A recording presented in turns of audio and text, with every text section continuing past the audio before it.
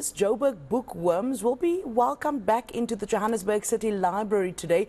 The library has been shut for 5 years due to structural damage and non-compliance with fire safety standards. eNCA's Clonie Mtimkulu is covering the story for us. Clonie, good morning. A very, very good day for the bookworms and many activists who's been campaigning for the reopening of the library. Clonie. Yeah, that's right, Jenny. So for the more than 250,000 people who have membership here at the Johannesburg City Library, with the more than 1.5 million books that are here, it is a good day as the first phase of the reopening of the City Library does get underway.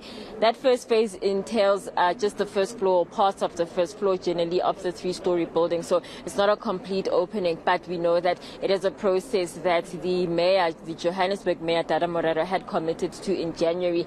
This was meant to actually happen at the end of last month, but it didn't happen, and we are here now. So, there are obviously questions about that. And as you mentioned, that the fact that it has been closed since COVID in 2020, 2021, and then the structural issues that forced it to be closed until then. And there was all this talk about whether it would even open in the first place. I just want to check to see what's happening. The mayor has just arrived and people are coming in, are going inside. But so there were even questions being raised about whether the library would open at all since its closure. But as you say, those activists campaigned for the opening of the library, led mostly by the Johannesburg Heritage Foundation as well as the Johannesburg Crisis Alliance. They had initially, especially the Heritage Foundation, not been part of discussions and not been part of talks around the library. But then there was the protest that was held last year, in May last year, and then they have now been part of the stakeholder engagement around the opening of the library. And so we are here today with the first phase opening, and the deadline for the whole or the rest of the library opening